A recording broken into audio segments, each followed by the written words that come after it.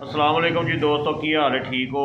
Half साहब, साडे मुल्क दे विच कोई बंदा ऐसा है वे गरीब तबके दे विच, अमीरां दी गल नहीं करदे, जेह्ड़े रिच ने वो तो बहुत ज़्यादा रिच हो गए ने ना, उन्हां कोल तो बहुत ज़्यादा पैसा है।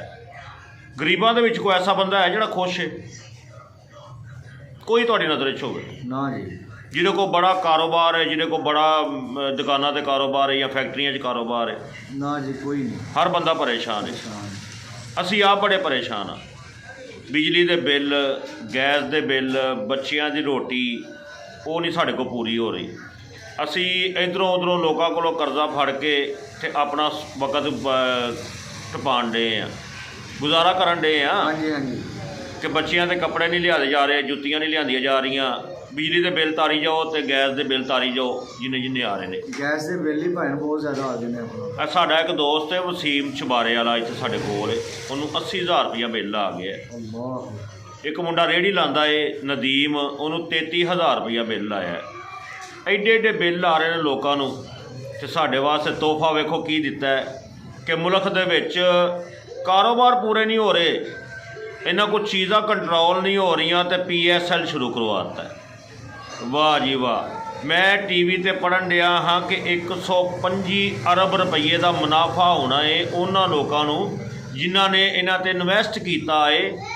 वो इन्हां कोल इन्ना पैसा है, ये अपने थोड़े थोड़े पैसे दे विचों भी पैसे दे इन्हां ते पाकिस्तान खुशहाल हो सकता है।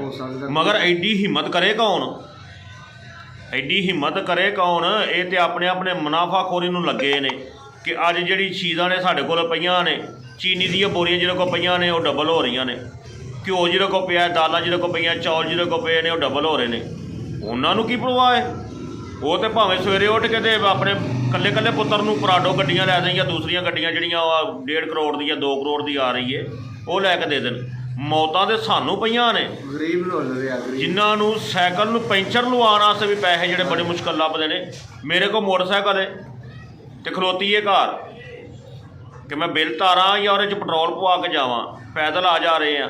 कारोबार की यह पोजीशन है क्या? वेखो ए टाइम वेख लो घड़ी तक की टाइम होया तो खाली दुकानां पईयां ने, ए वेखो ए खाली दुकानां पईयां ने, ए कारोबार की पोजीशन है तो साडे मैच शुरू हो गए ने। वाह जी वाह, क्या बात है। और कोई खुदा का खौफ शुरू खा लवो, कुछ जड़ा ना इंसान बनो, तो ये पैसा जड़ा तुसी PSL ते खरबां रुपये लाया है ना, यही ला के ते कारोबार नूं सीधा करवा दिओ। डॉलर तुसी स्टाक कर लेंदे हो, चीनी, घ्यो, आटा तुसी स्टाक कर लेंदे हो, काहदे आस्ते? इन्नी दौलत की करनी जे? और आप साहब तुहानूं मज़े वाली गल दसां जी जी कि इन्ने पैसे इकट्ठे करके भी ना ते मरन लगियां पता किन्ने पैसे नाल लगने ने इन्वैसट इन्हां ते होने ने खरबां रुपये ला के। कबर के पैसे जोड़े रिश्तेदार देने ने, खफन आ जाके 2,000-2,500 का आ जाएगा। हाँ जी, बेशक कोई शक नहीं है। 300-400 रुपये की फूर आ जाएगी। घर के जोड़े ने वो बच्चे औलाद 300-400 रुपये के 500 के फुल लै आउणगे। आ जाके मेरे ख्याल 4-4.5 हज़ार रुपया तुसीं नाल लैके जाना है अपने, जिहड़ी औलाद की खातर करते हैं। हाँ जी, 1-2 दिन जाणगे कबर के उत्ते। और मियाँ साहब का शेर नहीं कि जिन्हां दी खातर तू पाप कमाए, कित्थे ने तेरे घर दे ते विहड़े दे विच मंजी पई ते कड्डो कड्डो कर दे। हैं जी, मिंट नहीं लाना अगलियां ते जाके दुआ भी नहीं मंगनी। कई कबरां मैं कब्रस्तान जाना वा, कई कबरां मैं ऐसियां वेखियां ने जिन्हां दे कुत्ते बैठे हुंदे ने, खोल जांदे ने, ते अमीरां दियां कबरां ने। ओए दौलत च कुछ नहीं जे करनी, दौलत नाल नहीं तुहाडे जानी, ते ना ही इन्हां तुहाडे गुनाह बख्शाने ने। ते अपनी औलाद वास्ते उन्ना को करो जिन्ना को तुहाडे को उत्ते जाके बर्दाश्त हो जाए। तो जड़ा ना खुदा का वास्ता जे ये पैसे जोड़ने छड्ड दिओ, ਇਹਦੀ पुछ होनी जे। बेशक कोई शक नहीं। अगर तुहानू MNA या MPA या काउंसलर या जनरल काउंसलर या चेयरमैन, वाइस चेयरमैन या सदर या कोई वजीर अल्लाह ताला बनांदा ना, तो ये तुहाडे विच कोई क्वालिटियां ने तो तुसीं बनो, मगर ओरा सही फायदा चुको, आवाम नूं भी दिओ।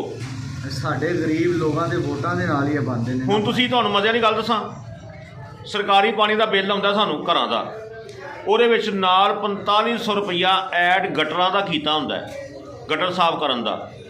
ਤੇ ਅਸੀਂ ਗਟਰ ਜਦੋਂ ਸਾਫ਼ ਕਰਵਾਉਂਦੇ ਆ ਨਾ ਤੇ ਅਸੀਂ ਸਾਈਆਂ ਨੂੰ ਆਪ ਪੈਸੇ ਦਿੰਦੇ ਆ। ਉਹ ਸਾਡੇ ਕੋਲ ਪੈਸੇ ਤੋਂ ਬਗੈਰ ਗਟਰ ਸਾਫ਼ ਨਹੀਂ ਕਰਦੇ। ਤੇ ਜੇ ਕਹੀਏ ਨਾ ਤੇ ਉਹ ਕਹਿੰਦੇ ਜੀ ਉੱਥੇ ਜਾ ਕੇ ਸ਼ਿਕਾਇਤ ਕਰੋ।